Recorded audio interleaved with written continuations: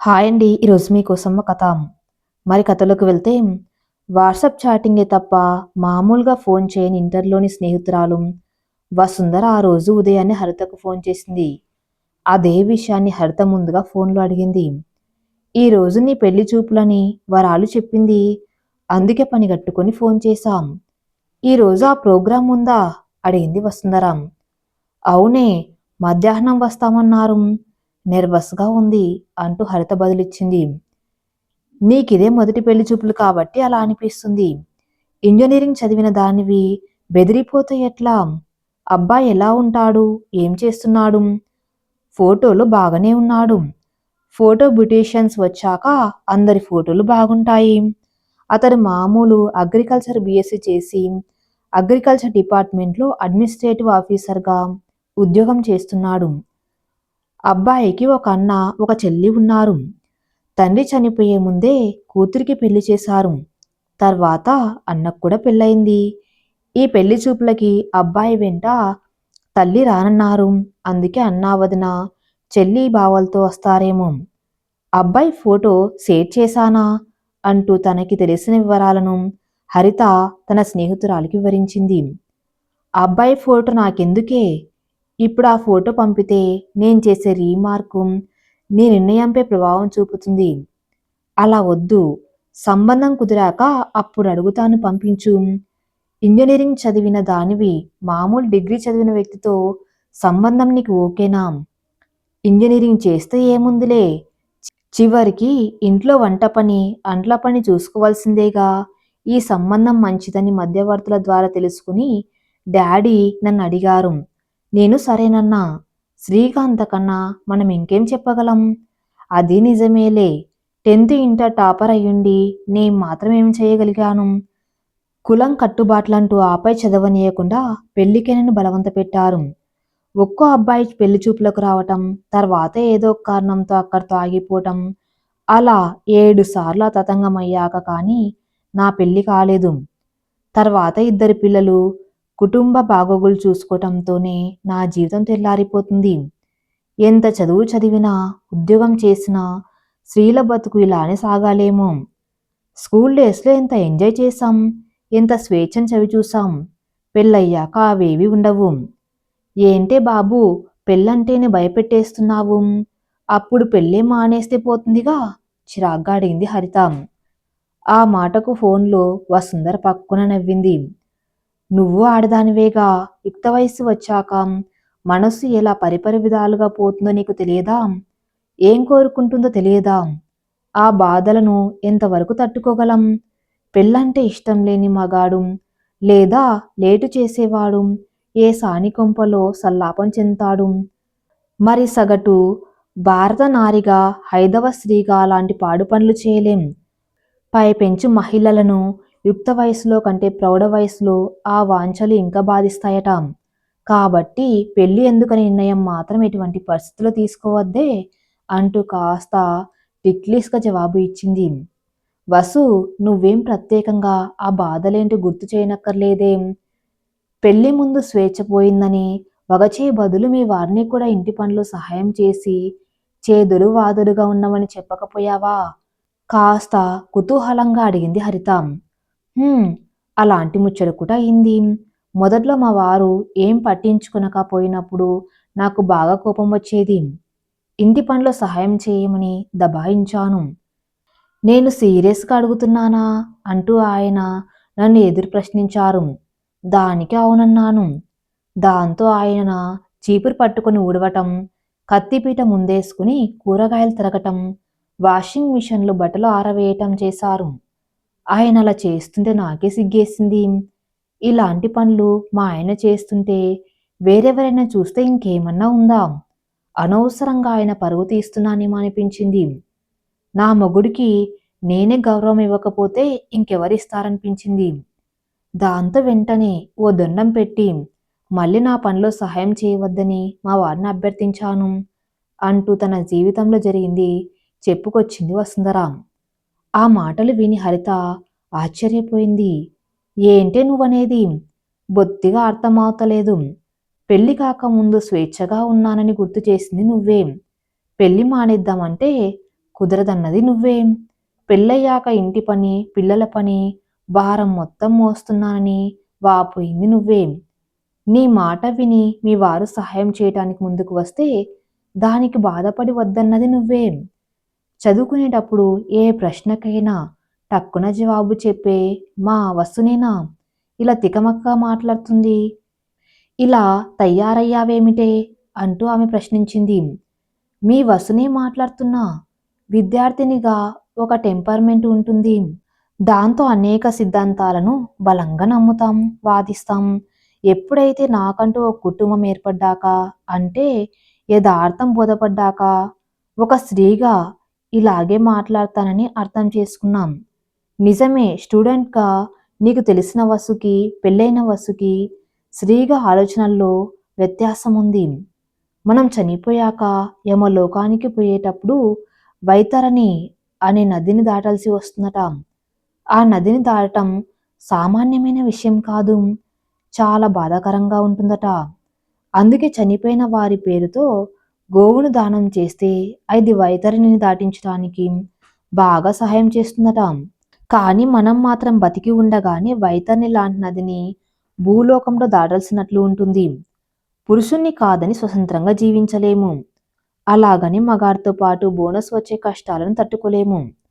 అందుకే వైతరిని దాటేందుకు గోవు సహాయపడినట్లుగా ఇక్కడ మనల్ని కట్టుకోబోయే వాడికి కాస్త మంచితనం, కాస్త మానవత్వం కలవాడవ్వాలని ఆశించాలేమో అంటూ వేదాంతం వల్లించింది వసుంధర. అది విన్న హరిత కాసేపు ఏం మాట్లాడాలో తెలియక మౌనం వహించింది. ఏ పిచ్చి పిల్ల హరి, ఏం సైలెంట్ అయిపోయావు? నిన్ను భయపెట్టానా? నా ఉద్దేశం అది కాదు. నేను నీకు ఏమని హింట్ ఇవ్వాలని అనుకుంటున్నానంటే, నీకిది మొదటి పెళ్లి చూపులు. అబ్బాయిని చూచి వెంటనే పెళ్లి దాకా హైప్ పెంచుకోకు. ఈ మగవాళ్ళు నత్తనడక పెళ్లిలోనే కాదు, పెళ్లి చూపులయ్యాక కూడా నడుస్తారు. అలా కొన్ని రోజు మనల్ని వాళ్ళ నిర్ణయం కోసం ఎదురు చూసేలా కళ్ళు కాయలు కాచేలా చేస్తారు. ఆలస్యం అయ్యే కొద్దీ మనకిక్కడ గుబులు. ఇక్కడ మన మాట కన్నా అబ్బాయి మాటకే చెల్లుబడి ఎక్కువ. అందుకే ఫలితం ఎలా ఉన్నా వరి కాకుండా ఉంటావని నా అనుభవం కొద్దీ చెప్తున్నాం. మొదటి పెళ్లి చూపుల్లోనే పెళ్లి కుదరటం అందరి విషయంలో అసాధ్యమయ్యే విషయం కాదు. అలా కుదరకపోవటంలో మన తప్పు ఏమాత్రం లేకపోవచ్చు. కాబట్టి పెళ్లి చూపుల తర్వాత ఆశతో ఎదురు చూపులు చూడక తటస్థంగా ఉండు. ఆ ప్రోగ్రాం అయ్యాక నాకు కాల్ చేస్తావా, లేక నన్నే చేయమంటావా అంటూ వసుంధర తన వర్షన్ ఫోన్ కాల్లో వినిపించింది. థ్యాంక్స్ వసు, నీ గైడెన్స్ బాగుంది, నేనే చేస్తానులే, బాయ్ బాయ్ అంటూ హరిత జవాబు ఇచ్చి ఫోన్ పెట్టేసింది. వసు చాలా ప్రాక్టికల్గా మాట్లాడినట్లు హరిత కనిపించింది. ఎవడో బుద్ధావతారం పెళ్లి చూపులంటూ వస్తాడు. వాడి దగ్గర ఎన్ని లోపాలు ఉన్నాయో చూసుకోడు. ఉల్టా వాడికి నేను నచ్చాలి, నా మేని రంగు నచ్చాలి, నాది ఫోటోజెనిక్ ఫేస్ అవ్వాలి, నాకు లావైన బారు జుట్టు ఉండాలి, నా జాతకం నచ్చాలి, నా చదువు నచ్చాలి, నేను ఉద్యోగం చెయ్యాలా వద్దన్నది నచ్చాలి, నా హ్యాబిట్స్ నచ్చాలి, నా ఫ్యామిలీ బ్యాక్గ్రౌండ్ నచ్చాలి, సంబంధం కుదిరితే నా పేరెంట్స్ ఇచ్చే కట్న కానుకలు పెట్టి పూతలు నచ్చాలి, ఇంకా పండగలకి అల్లుడు మర్యాదలు చేయాలి. ఉద్యోగానికి సంబంధించిన ఇంటర్వ్యూలో అయితే కేవలం ఆ ఉద్యోగానికి సంబంధించిన విషయాలపై ప్రశ్నలు ఉంటాయి. సెలెక్ట్ అయితే నచ్చిన జీతమో ప్యాకేజీ ఉంటాయి. ఈ పెళ్లి చూపుల్లో మాత్రం అలాంటివి ఉండవు. వసు చెప్పినట్లు లైట్గా తీసుకుంటాం. అబ్బాయి వాళ్ళకం నన్ను హర్ట్ చేయకుండా ఉంటే సరే సరే, లేదంటే భగవంతుడు నా మనసులో ఏమనిపిస్తాడో దాన్ని ఫాలో అయిపోతాం, అంతేగాని తగ్గేదిలే అనుకుంటూ ఉండగా వాళ్ళమ్మ పిలిస్తే ఫోన్ను స్టాండ్లో ఉంచి ఆమె అమ్మ దగ్గరికి వెళ్ళింది. హరితకి ఇలా మొదటి పెళ్లి చూపులో, అలాగే ఆ ఇంట్లో వాళ్ళకు కూడా మొదటిసారి పెళ్లి చూపుల ఏర్పాట్లు చేయటం. అందుకే ఇంట్లో ఉన్న ప్రతి గదిని శుభ్రంగా సర్దించారు. వాష్రూమ్స్ని వాల్ టైల్స్తో సహా శుభ్రపరిపించి పర్ఫ్యూమ్ గోళీలను కొత్త వాటితో రీప్లేస్ చేశారు. ఫ్యాన్ రెక్కల పైన, ట్యూబ్లైట్స్ పైన, టీవీ స్క్రీన్పై ఉన్న దుమ్మును దులిపించారు. బూజు ఎప్పుడు లేదు కాబట్టి దాన్ని ప్రత్యేక శ్రద్ధ అవసరం లేకపోయింది. పార్టీ కోను శుభ్రంగా కడిగించి పెద్ద ముగ్గులు వేయించారు. గుమ్మానికి మామిడి తోరణం కట్టుకున్నారు. యాబిట్స్కి వెళ్ళి పుల్లారెడ్డి స్వీట్స్ హార్స్ తెప్పించుకున్నారు. సీజనల్ ఫ్రూట్స్ డ్రై ఫ్రూట్స్ కొన్నారు. టీ తాగుతారో కాఫీ తాగుతారో అని రెండింటినీ సిద్ధం చేసుకున్నారు. ఎందుకైనా మంచిదని కూల్ డ్రింక్స్, చిన్నపిల్లలకై కొన్ని బిస్కెట్ ప్యాకెట్స్, చాక్లెట్స్ కూడా తెప్పించి పెట్టుకున్నారు. మొదట క్యాజువల్గా హరిత ముస్తాబవుతుంటే ఆమె తల్లి మాత్రం ఓ కసురు కసురుకుంది. దాంతో అమ్మను బాధ పెట్టడం ఇష్టం లేక కొంచెం శ్రద్ధగా తయారైంది. గోళ్ళ రంగు మార్చుకుంది. హెయిర్ డ్రయ్యర్తో జుట్టు సరిచేసుకుని జడ వేసుకుని ఇంట్లో పూసిన హైబ్రిడ్ గులాబీలను తల్లో పెట్టుకుంది. పట్టుచీర కట్టుకుని రోజువారి మీద కన్నా ఎక్కువ ఆభరణాలు ధరించింది. పర్ఫ్యూమ్ స్ప్రే చేసుకుంది. మొత్తం మీద తల్లి చేత ఇప్పుడు చక్కగా ఉన్నావురా హరి అనిపించుకుంది. తర్వాత హరిత తల్లి, నీ కాలేజీలో జెంట్స్ లేడీస్ అందరితో ఫ్రెండ్షిప్ ఉన్నా పెళ్లి చూపులప్పుడు కాస్త తలదించుకుని ఉండు.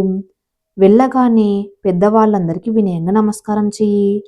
ఏ మగవారి కళ్ళల్లోకి సూటిగా చూస్తూ మాట్లాడకు. పెద్దగా నవ్వకు.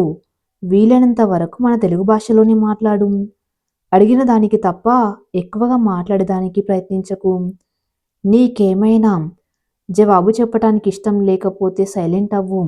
అంతే తప్ప పెడసరంగా జవాబు చెప్పటం, వాదనకు దిగటం వంటివి చేయకు అంటూ పెళ్లి చూపులప్పుడు చేయదగినవి చేయకూడనివి ఏవో ఆమెకు హితం చెప్పింది.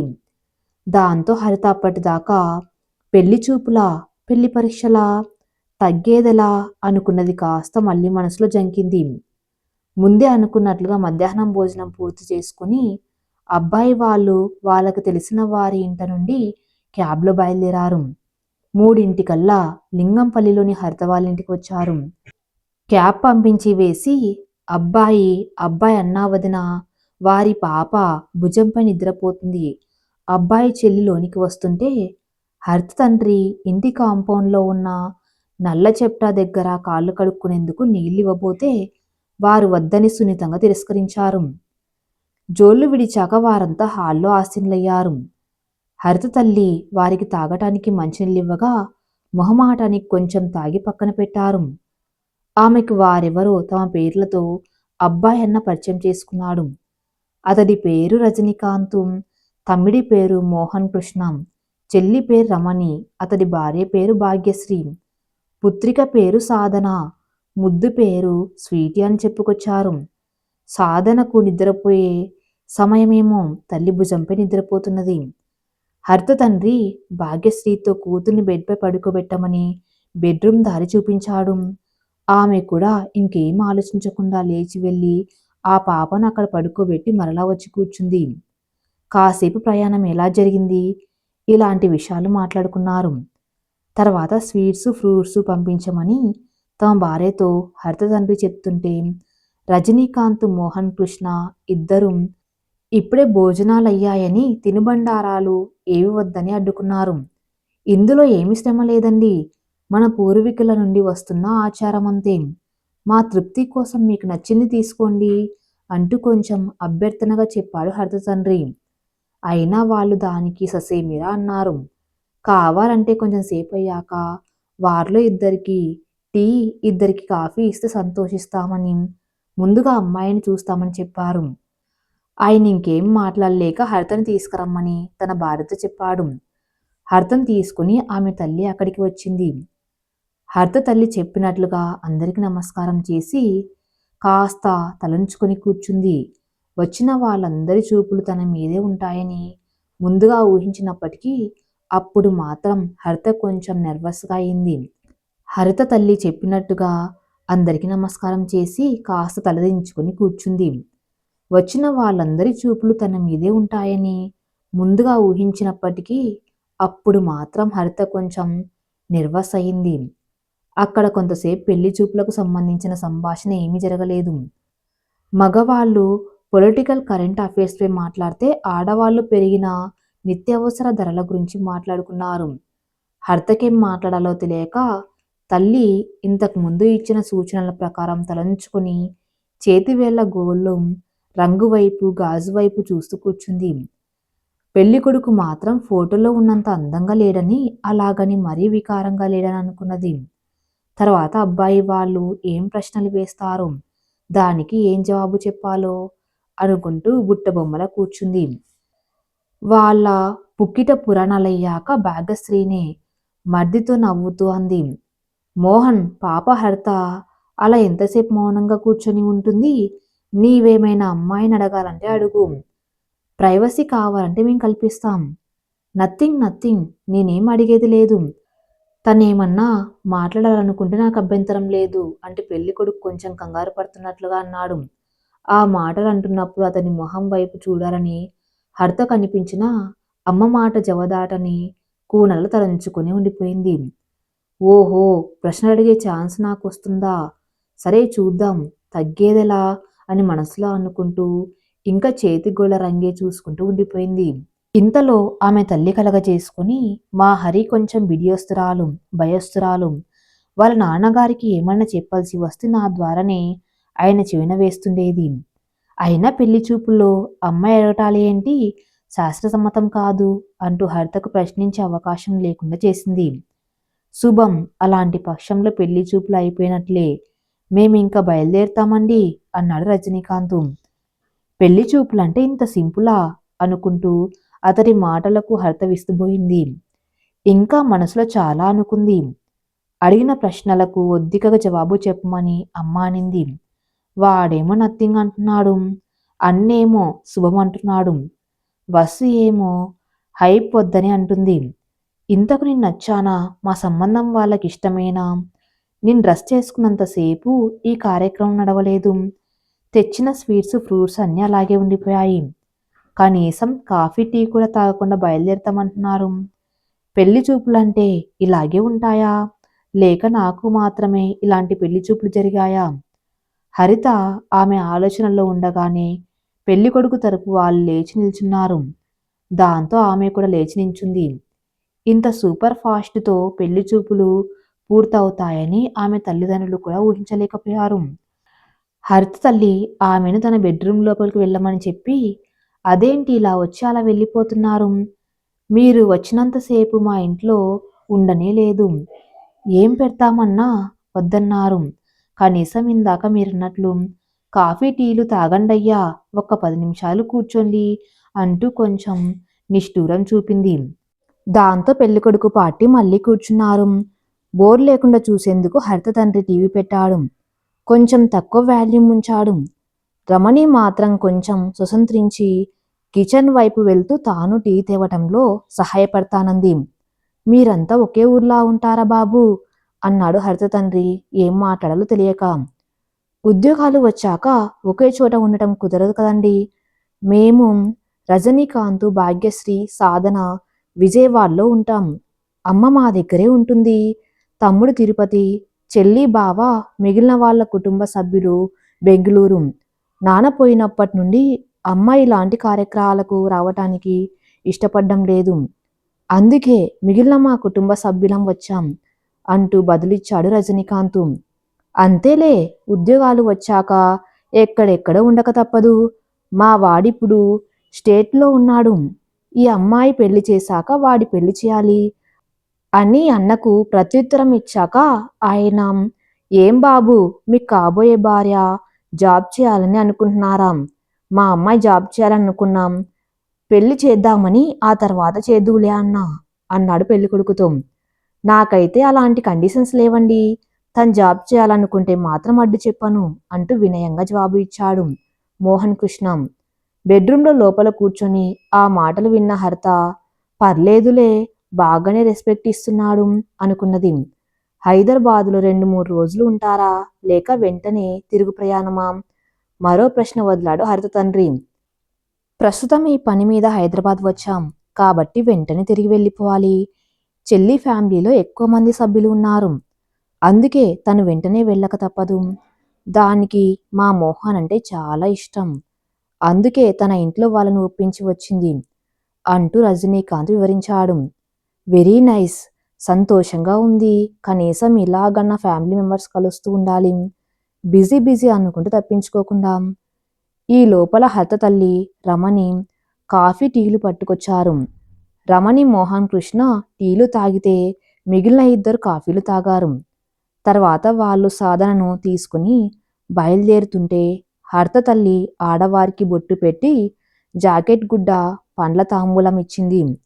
ఆ తర్వాత ఇంట్లో కూర్చొని ఆ భార్య భర్తలు పిచ్చపాటి మాట్లాడడం మొదలుపెట్టారు. ఇంతలో హరిత కూడా దుస్తులు ముస్తాబ్ మార్చుకుని వచ్చింది. రోజువారీ క్యాజువల్ పంజాబ్ డ్రెస్లో ఉందామె. ఇప్పటికీ పెళ్లి చూపులు పూర్తయ్యాయన్న విషయాన్ని జీర్ణించుకోలేకపోతున్నారు వారు. అబ్బాయి వాళ్లకు తమ సంబంధం నచ్చిందో లేదో అవగాహనకు రాలేకపోయారు. అలాగని అబ్బాయి వాళ్ళు స్పష్టంగా సంబంధం నచ్చిందని లేదా మళ్ళీ కబురు పెడతామని ఏది చెప్పలేదు. అనవసరంగా పెళ్లి చూపుల నిమిత్తం బోలెడన్ని స్వీట్స్, ఫ్రూట్స్ ఇలాంటివన్నీ తెచ్చిపెట్టామని కనీసం వాటిల్లో ఒకటి రెండన్నా వచ్చిన వాళ్ళు రుచి చూసి ఉంటే బాగుండేదేమో అనుకున్నారు. చివరికి వాళ్ళు అబ్బాయి వాళ్ళకి ఈ సంబంధం నచ్చలేదని ఒక వారం రోజులు గడిచాక వాళ్లతో మాట్లాడి ఏదో ఒకటి తేల్చుకుని అవసరమైతే ఇంకో సంబంధం చూసుకోవాలనుకున్నారు. ఉదయం నుండి పెళ్లి చూపుల నిమిత్తం నాన్న హైరాణ పడినందుకు ఆ కార్యక్రమం కొంత అసంతృప్తితో ముగిసినందుకు హరితకు చిరాకు కలిగింది. అందుకే రిలాక్స్ అవుదామని మంచి టీ పెట్టమ్మా తల్లిని అడిగింది. అలాగే పెట్టిస్తానంటూ తల్లి లోపలికి వెళ్ళింది. తర్వాత హరిత తండ్రి ఆమెతో అబ్బాయి తరపు ఫ్యామిలీ చక్కగా ఉన్నారని, గౌరవ మర్యాదలు ఇచ్చిపుచ్చుకుంటున్నారని, మోహన్ కృష్ణ కూడా చూసేందుకు ఉద్యోగపరంగా కూడా బాగున్నాడని, నవ్వినప్పుడు మాత్రం పై పళ్ళు వరుసలో ఎడమవైపు ఒక చోట పన్నుపై పన్ను, అది చిన్న పన్ను ఉన్నదని చెప్పాడు. లైట్ తీసుకో డాడీ, వాళ్ళంత టెక్కుగా వెళ్తే ఇంకా వాళ్ళ గురించి ఆలోచించడం అనవసరం. మన సంబంధం నచ్చిందని చెప్పాక అప్పుడు ఏం చేయాలో ఆలోచిద్దాంలే. పన్ను మీద పన్ను పెద్ద సమస్య కాదు. యాంకర్ స్వాతి అలాగే టీవీ ప్రోగ్రామ్స్ ఇయ్యలేదా, సినిమాల్లో హీరోయిన్గా నటించలేదా అంటూ తండ్రికి హరిత సమాధానం ఇచ్చింది. ఇంతలో తల్లి వాళ్ళ ముగ్గురికి టీ పెట్టుకుని వచ్చింది. అలా వారు టీ తాగుతుండగా హరిత తండ్రికి ఫోన్ కాల్ వచ్చింది. చూస్తే అది రజనీకాంత్ ఫోన్ నెంబర్. కాస్త టెన్షన్తోనే కాల్ రిసీవ్ చేసుకుని హలో అన్నాడు. అవతల మాట్లాడుతున్నది రమణి. ఒకసారి ఫోను హరితకివ్వమని అభ్యర్థించింది. ఆశ్చర్యపోతూనే ఆయన తన ఫోన్ కూతురికిచ్చాడు. రమణి ఫోన్లో ఆమెకు డైరెక్షన్స్ ఇచ్చింది. దాని ప్రకారం ఫోన్ పట్టుకుని మరో గదిలోకి నడిచింది. కాసేపు ఫోన్ మాట్లాడి హరిత మళ్ళీ తల్లిదండ్రుల వద్దకు వచ్చింది. ఏమయ్యుంటుందా అని ఆమె తల్లిదండ్రులు ఉత్సుకతతో ఉన్నారు. ఏం లేదు మమ్మీ, వాళ్ళు మియాపూర్ క్రాస్ రోడ్ దగ్గర ఒక ఫ్యాన్సీ షాప్లో ఆగి ఉన్నారట. నాతో మాట్లాడాలని వాళ్ళున్న చోటికి నన్నొక్కదాన్నే రమ్మనమని ఆమె అడిగింది. వస్తానని చెప్పాను. అంతకు మించి ఏమీ చెప్పలేదు. డ్రెస్ మార్చుకొని వెళ్ళనా అంటూ ఫోన్ సంభాషణలోని వివరం క్లుప్తంగా వివరించింది హరిత. దానికి ఆమె తల్లిదండ్రులు ఏం బదులు చెప్పలేకపోయారు. హరితే నిర్ణయం తీసుకుని వెళ్ళి వస్తానంది. దానికి వారు అభ్యంతరం చెప్పలేదు, కానీ వెళ్ళి త్వరగా వచ్చేయమన్నారు. హరిత చీర కట్టుకొని కొంచెం జుట్టు సరిచేసుకొని తండ్రి సూచన ప్రకారం హ్యాండ్ బ్యాగ్లో కాస్త ఎక్కువ డబ్బు పెట్టుకొని ఫోన్ అందులో పడేసి ఏసీ సీట్ బస్ సర్వీస్లో మియాపూర్ క్రాస్ రోడ్ దగ్గరికి వెళ్ళింది. అక్కడికి వెళ్ళాక ఫోన్ చేసి రజనీకాంత్ వాళ్ళు ఉన్న ఫ్యాన్సీ షాప్ చేరుకుంది. అది షాప్ మాత్రమే కాకుండా ఆ షాప్ వాళ్ళు ఉంటున్న ఇల్లు కూడా. రమణిని ఎదురొచ్చి హరితను షాప్లోకి తీసుకువెళ్ళింది. షాప్ ఓనర్ సహా మిగిలిన వాళ్ళు ఆమెకు హాయ్ చెప్పారు. రమణి ఆమెను తన పక్కన కూర్చోపెట్టుకుంది. మోహన్ కృష్ణను చూశాక తండ్రి చెప్పిన పన్ను మీద పన్ను విషయం గుర్తుకు వచ్చింది. ఆ ప్రబుద్ధుడు ఒకసారి నవ్వితే చూడాలనుకుంది. ఇంతలో రమణి ఆ ఫ్యాన్సీ షాప్ యజమాని వాళ్ళ చిన్నప్పుడు పక్కింటి అబ్బాయని, హైదరాబాద్ అమ్మాయిని పెళ్లి చేసుకొని ఇక్కడ సెటిల్ అయి ఫ్యాన్సీ షాప్ పెట్టుకున్నాడని చెప్పుకొచ్చింది. రజనీకాంత్ బాల్య స్నేహితుడని, కలిసానన్న సంతోషంలో పాత ముచ్చట్లు తిరగేస్తున్నాడు. భాగ్యశ్రీ సాధనను చూస్తుందామని భర్తకు చెప్పి ఎందుకో ఆ షాప్ యజమాని ఇంటి లోపలికి వెళ్ళింది. మోహన్ కృష్ణ షాప్లో ఏం ఐటమ్స్ అమ్ముతున్నారని పలకరిస్తున్నాడు. తల్లి విడిచిపెట్టి వెళ్ళిందని సాధన ఏడుపు మొదలుపెట్టింది. రజనీకాంత్ అది పట్టించుకునే స్థితిలో లేడు. అప్పుడు మోహన్ కృష్ణ గబుక్కున లేచి ఆ పాపని ఎత్తుకుని రోడ్డు మీదకెళ్ళి వచ్చిపోయి వాహనాలను చూపించడం మొదలుపెట్టాడు. హరిత, నీకు మా అన్న మోహన్ నచ్చాడా అంటూ రమణి స్వరం తగ్గించి ప్రశ్నించింది. ఇది మరీ బాగుందండి. నా అభిప్రాయం చెబితే అదేమన్నా చెల్లుబాటవుతుందా? ఒక స్త్రీగా ఆ మాత్రం మీకు తెలియనిదా అంటూ హరిత తిరిగి ప్రశ్నించింది, వేరెవ్వరికీ వినపడినట్లు. అది నిజమేలే. నువ్వు మా వదినవైతే నాకు చాలా ఇష్టం. ఒక విధంగా నీదే హయ్యర్ క్వాలిఫికేషన్ అయినందుకు అలా ప్రశ్నించాను. నువ్వు పెళ్లి చూపులకి అలా వచ్చి ఉండవలసింది కాదు. అందుకే మా అన్న తన నిర్ణయం ఏమిటో చెప్పలేకపోయాడు. అంటే నా కట్టుబొట్టు ప్రిపరేషన్ బాగలేదా, మాట తీరు బాగలేదా అంటే చిరు కోపం ప్రదర్శించింది హరిత. అదే చెప్తున్నాను. నువ్వు పట్టు చీర నిండుగా కట్టుకొని నగలు పెట్టుకొని బాగా దగదగలాడే పేపర్తో ప్యాక్ చేసిన గిఫ్ట్ ఆర్టికల్గా కనిపించావు. అందుకే నీకు మా అన్న ఇష్టమైతేనే చెప్పు. మా అన్నకు నువ్వు ఇష్టమో కాదో ఇప్పుడే డిసైడ్ చేయిస్తాను అంది రమణి. మీరు చెప్పేది చాలా క్రేజీగా ఉంది. పెళ్లి చూపులప్పుడు కాస్త అందంగా కనిపించాలని ఎవరైనా అనుకోవటం సరికదా? ముమ్మాటికి అది కరెక్టే. ఈ మగవాళ్ళు మనకి చపల చిత్తం ఎక్కువ అనుకుంటారు. నిజం చెప్పాలంటే మనకన్నా వారికే ఎక్కువ సెంటిమెంట్స్ ఎక్కువే. కాకుంటే మనం బయటపడతాం, వారు దాచుకుంటారు. నేను మా అమ్మ కడుపులో ఉన్నప్పుడు మళ్ళీ అబ్బాయి పుడతాడని అనుకున్నారట. తీరా నేను పుట్టాను. అందుకే రమణ అన్న పేరు పెట్టాలనుకుని దాన్ని మార్చి రమణి చేశారు. ఇక మా పెద్ద వదిన అసలు పేరేంటో తెలుసా? కనకమ్మ. అది వాళ్ళ నాయనమ్మ పేరట. పెళ్లి చూపుల్లో మా వదిన నచ్చాక మా అన్న తన పేరును భాగ్యశ్రీగా మార్చుకుంటానని, దానికి అభ్యంతరం లేకపోతే పెళ్లికి ఓకే అన్నాడు. దానికి మా వదిన వాళ్ళు ఒప్పుకోవటంతో వాళ్ళ పెళ్ళయింది. మా పెద్దన్నకు ఛాన్స్ రాలేదు కానీ లేకుంటే ఆ పొట్టిదాన్నే పెళ్లి చేసుకునేవాడేమో. కబుతార్జా కబుతార్జా అనుకుంటూ రమణి నవ్వుతూ ఇంకా చెప్పబోతుంటే హరిత అడ్డుకుంది. ఒకసారి ఆగండి. మగవాడికి ఏది ఇష్టమో దాని ప్రకారమే మనం అడ్జస్ట్ అయిపోవడమేనా? మనకంటూ ఇంకేం ఉండకూడదా అంటూ కాస్త ఆవేశపడింది. ఊరుకో వదినా, నువ్వు మరీను. సారీ, పొరపాటున వదిన అని వచ్చేసింది. మా పెద్దొదిన ఒక పేరు మాత్రమే మా అన్న కోరిక ప్రకారం మార్చుకుంది. ఆ తర్వాత మా రజనీకాంత్ అన్న ఎన్ని విషయాల్లో మారిపోయాడో చెబితే టాపిక్ డైవర్ట్ అయిపోతుంది. ఇక ఎప్పుడైనా వీలైతే చెప్పుకుంటాం. వాళ్ళ అమ్మాయికి సాధన అన్న పేరు పెట్టడం వెనుక కారణం మా వదినే. ఆమెకు సాధన సరగం స్వరం పాటలంటే పిచ్చి అభిమానం. బేసిక్గా మా అన్నలిద్దరూ చాలా మంచివాళ్ళు. కాకుంటే ఇలాంటి చిన్న చిన్న కోరికలు ఏవో ఉంటాయంతే. అలాగే మా ఆయనకి ఇలాంటి కోరికలు ఉన్నాయి. అవేమీ మనల్ని ఇబ్బంది పెట్టేవి, ప్రాణాలు తీసేవి కావు. ఇక అసలు విషయానికి వస్తాను. మా చిన్నన్న ఖుషీలో పవన్ కళ్యాణ్ భూమిక నడుము చూసి టెంప్ట్ అయినట్లు తాను చేసుకోబోయే అమ్మాయి నడుము చూసి టెంప్ట్ అవ్వాలని లైఫ్ టైం యాంబిషన్. నువ్వేమో ఇందాక చెప్పానే అట్రాక్టివ్ గిఫ్ట్ ప్యాక్లా కూర్చున్నావు. చాలా మంది కాలేజ్ అమ్మాయిలే తమ పంజాబ్ డ్రెస్లను పెద్ద పెద్ద సైడ్ కటింగ్స్ పెట్టుకుని నడుమును చూపిస్తున్నారు.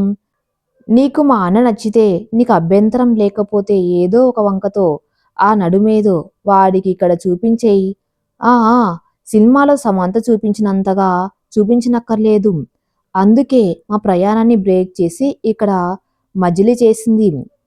అలాంటిది నీ వల్ల కాదనుకుంటే ఏదో అర్జెంట్ ఫోన్ వచ్చినట్లు ఫోన్ చెవి దగ్గర పెట్టుకొని అలా నడుచుకుంటూ వెళ్ళిపో.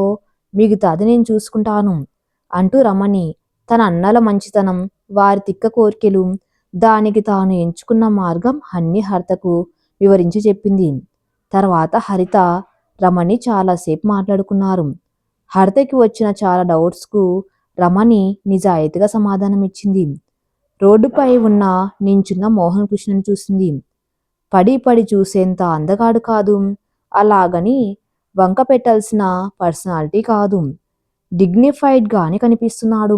ఇక అంతకు మించి ఎక్కువగా విశ్లేషణ చేసుకోలేకపోయింది. కుటుంబ పరంగా చూస్తే అన్నా వదినలు, చెల్లెలు అందరూ కలివిడిగా ఉన్నారు.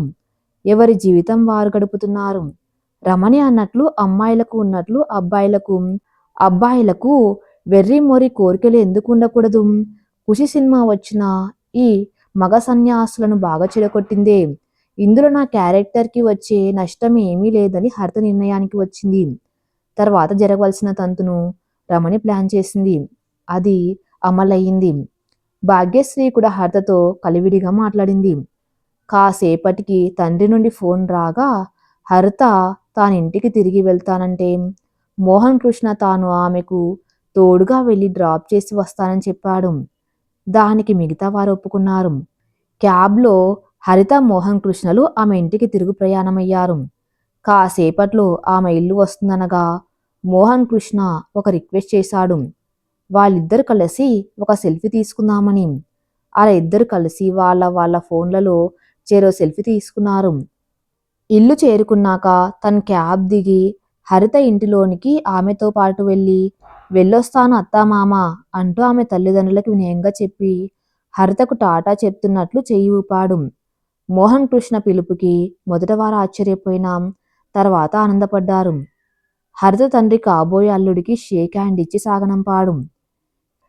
ఏ కార్యక్రమంకైనా అంకురార్పణ చేయాలన్నా భర్త వాక్యం పలకాలన్న స్త్రీనే పూనుకుంటుందని మరోమారు నిరూపితమయ్యింది. తాను తీసుకున్న సెల్ఫీని హరిత వసుంధరకు పంపింది. ఏ కాంపెయిన్ రాయకుండానే. దానర్థమేమిటో ఆమెకు తప్పక తెలుస్తుంది. పంతులు ఎంత త్వరగా పెళ్లి ముహూర్తం పెడతాడని ఇరు కుటుంబాలు ఎదురుచూడసాగాయి. ఈ కథ ఇంతటితో సమాప్తం. మరిన్ని మంచి స్టోరీస్ కోసం నా ఛానల్ని ఫాలో అవుతూ ఉండండి.